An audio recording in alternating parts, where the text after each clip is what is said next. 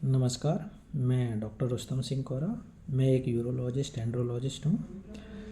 आज हम चर्चा करेंगे प्रोस्टेट के बारे में। प्रोस्टेट क्या होता है, इसके क्या लक्षण होते हैं और इसके क्या ट्रीटमेंट होते हैं, कैसे इसे डायग्नोस करते हैं, इसके बारे में आज हम डिटेल में चर्चा करेंगे।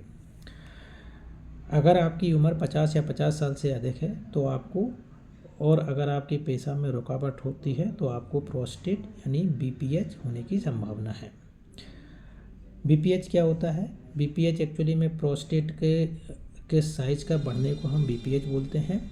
नॉर्मली प्रोस्टेट जो 18 से 20 ग्राम का होता है। एक एज के बाद में, after the age of the 45-50 years के बाद में इसका साइज बढ़ने लगता है, और जो एज रिलेटेड इसका साइज का इंक्रीजमेंट होता है उसे हम बिनाइन प्रोस्टेटिक हाइपरप्लेसिया कहते हैं। दूसरा कारण प्रोस्टेट बढ़ने का हो सकता है प्रोस्टेटिक कैंसर। तो ये दो मुख्य कारण होते हैं जिसमें प्रोस्टेट का इनलार्जमेंट होता है। दोनों ही कंडीशन में जो प्रोस्टेट के लक्षण होते हैं, सिम्टम्स बिल्कुल सेम होते हैं। प्रमुख सिम्टम्स जो होता है वो होता है नोक्चूरिया, यानी रात में पेशाब का बार बार आना। अगर किसी व्यक्ति को रात में 2 या 2 से अधिक बार पेशाब के लिए जागना पड़ता है तो उसको हम नोक्चूरिया मानते हैं, और ये अलार्मिंग सिम्टम्स होता है प्रोस्टेट के बढ़ने का। इसके अलावा और क्या सिम्टम्स होते हैं, जैसे कि यूरिन का बार बार आना, यूरिन का रुक रुक कर आना, यूरिन करने में जोर लगाना, यूरिन का बार बार इन्फेक्शन होना, और पतली धार में यूरिन का होना, यूरिन में खून का आ जाना, ये सारे प्रमुख लक्षण हैं प्रोस्टेट के। तो कई बार पेशेंट को जब इस प्रोस्टेट के सिम्टम्स और सीवियर हो जाते हैं तो यूरिनरी रिटेंशन, इन पेशाब रुक भी जाती है, तो इसे हम यूरिनरी रिटेंशन बोलते हैं। तो ये प्रमुख सिम्टम्स होते हैं। करना क्या है, अगर आप में से किसी की एज जो कि 50 साल से ऊपर है और पेशाब से संबंधित ये लक्षण आपको अगर हैं तो आपको यूरोलॉजिस्ट को कंसल्ट करना है, आपको अपने यूरोलॉजिस्ट को दिखाना है। यूरोलॉजिस्ट आपको हिस्ट्री लेगा आपसे इस सब की जानकारी कि आपको क्या लक्षण है, क्या सिम्टम्स हो रहे हैं, क्या परेशानी होती है। इसके आधार पर वो आपको कुछ टेस्ट एडवाइस करता है। जो प्रमुख टेस्ट होते हैं वो एक तो अल्ट्रासाउंड होता है, दूसरा आपका सीरम पीएसए का टेस्ट होता है, और क्लिनिक में ही वो फिजिकल एग्जामिनेशन करता है। पर रेक्टली एग्जाम करके आपके प्रोस्टेट का क्या साइज हो सकता है, उसकी हार्डनेस वगैरह देखता है कि प्रोस्टेट बढ़ने का क्या कारण हो सकता है। और जो प्रमुख 2 टेस्ट बताए हैं, अल्ट्रासाउंड ये बहुत ही बेसिक टेस्ट है और इससे हमें प्रोस्टेट के साइज की इन्फॉर्मेशन मिलती है। पेशाब करने के बाद थैली में कितना यूरिन बच रहा है इसकी इन्फॉर्मेशन मिलती है। प्रोस्टेट के कारण से किडनी पर कितना असर, कोई स्वेलिंग तो नहीं है उसमें, उसकी जानकारी मिलती है। कोई ब्लैडर में स्टोन फॉर्मेशन या ब्लैडर में कोई जो चेंजेज आते हैं प्रोस्टेट के कारण, जैसे हम सेकेंडरी चेंजेज बोलते हैं, उनकी भी इन्फॉर्मेशन इस अल्ट्रासाउंड से मिल जाती है। नेक्स्ट जो इन्वेस्टिगेशन मैंने बताया वो है सीरम पीएसए। पीएसए से क्यों कराया जाता है कि इससे हमें ये जानकारी मिलती है कि ये जो प्रोस्टेट बढ़ा है ये कैंसर के कारण है या सामान्य है। नॉर्मली जो पीएसए का लेवल 0 से 4 होता है। 4 से लेकर 10 तक हम ग्रे जोन बोलते हैं, जिसमें क्या है पीएसए बीपीएच के कारण भी बढ़ सकता है और कैंसर प्रोस्टेट के कारण भी बढ़ सकता है। ठीक है, तो दोनों ही पॉसिबिलिटी। लेकिन जैसे जैसे पीएसए की मात्रा बहुत ज़्यादा होती है उतनी ही कैंसर होने की संभावना ज़्यादा होती है। ये तो बेसिक टेस्ट है। एक इसमें हम यूरोफ्लोमेट्री भी कराते हैं, पेशाब की धार की जांच, मतलब जो प्रोस्टेट बढ़ा है उसके कारण से आपके पेशाब पर कितना असर पड़ रहा है, फ्लो का मालूम चलता है। उससे हम सिम्टम्स की सीवियरिटी को असेस करते हैं कि आपको माइल्ड सिम्टम्स हैं, मॉडरेट है या सीवियरली सिम्टम्स हो रहे हैं। ये कुछ बेसिक टेस्ट होते हैं, इससे डिसाइड होता है कि इसको प्रोस्टेट जो है उसको कैसे मैनेज करना है। हम मेडिसिन से इसको मैनेज करें या फिर हमें इसमें सर्जिकल इंटरवेंशन लेना पड़ेगा।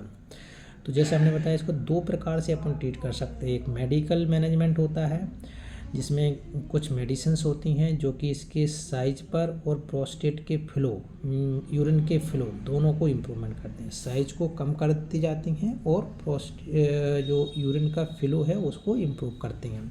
इसे हम बोलते हैं medical management of the prostate. ठीक है, अगर किसी पेशेंट ही satisfy on medical management then दो no need of the surgery, वो कंटिन्यू कर सकता है ट्रीटमेंट। हाँ, इसमें विशेष ध्यान जो रखना पड़ता है वो ये है कि आपको रेगुलर बेसिस पर ट्रीटमेंट लेना पड़ता है। ठीक है, क्योंकि जब तक आप 6 महीने साल भर इसका ट्रीटमेंट लेंगे तब जाकर कहीं इसके साइज पर इसका इफेक्ट पड़ता है मेडिसिन का, और जब तक आप मेडिसिन लेते रहते हैं फ्लो इम्प्रूव होता है।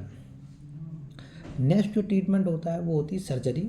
सर्जरी के लिए पर्टिकुलर इंडिकेशन होते हैं, जैसे कि आपका मेडिकल मैनेजमेंट फेल हो गया, ठीक है, मेडिसिन ले रहे हैं उसके बाद भी यूरिनेशन में प्रॉब्लम हो रही है, या आपका रिटेंशन में आया आप और 2-3 बार हमने कैथेटर को निकाल के देखा उसके बावजूद भी आप पेशाब नहीं कर पाए, that is the indication for surgery.